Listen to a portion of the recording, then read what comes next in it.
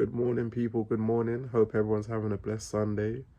This is my reaction to the aftermath of the Anthony Joshua vs Francis Ngannou fight, which was the other night, Saturday night.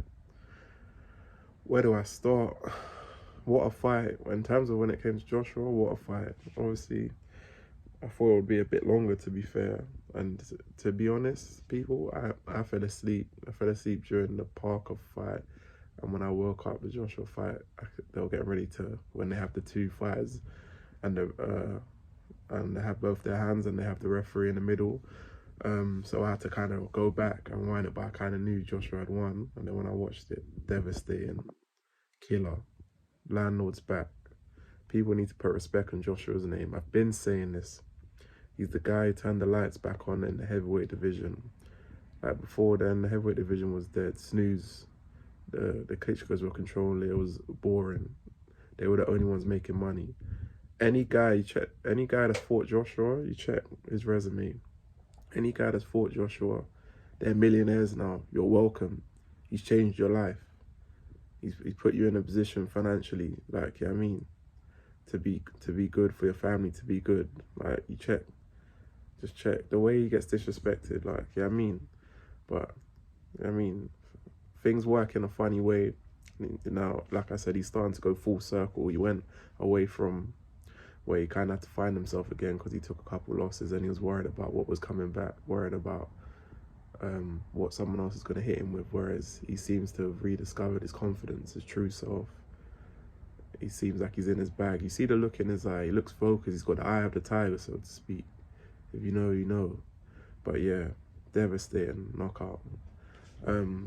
Mad respect for Ngannou. I got a lot of time from his story, so inspiring.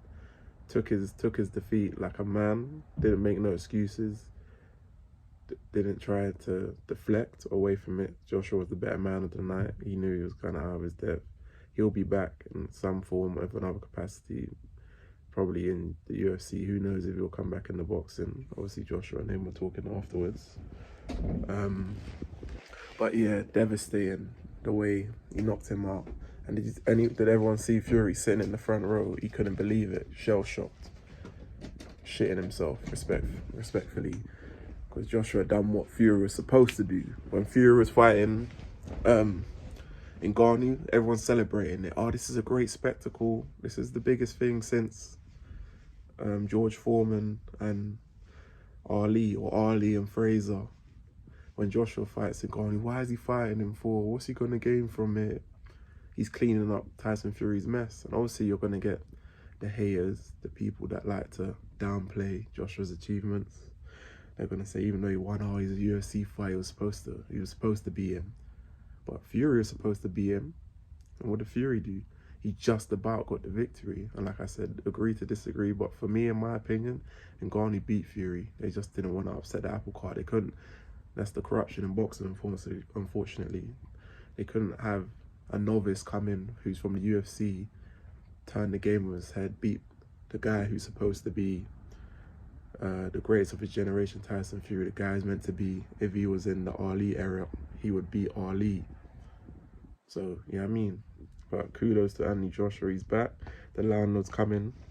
He's collecting the rent on all his mortgages. He's just dealt with Ngannou.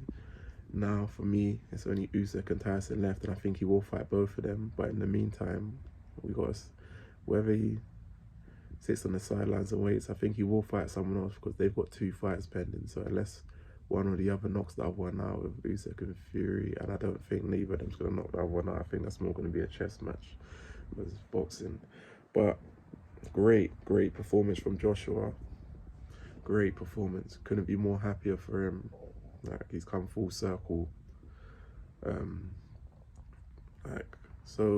People, if you watch the fight, to see the knockout, especially the third knockdown, lights out. No one's ever seen Ngannou knock spark out clean. But I don't know what he was thinking about because he changed to southpaw. I don't know what he was doing. Once he did that, it was kind of a wrap. Joshua saw the opening right in front of him, knocked him down 3 times and made a statement.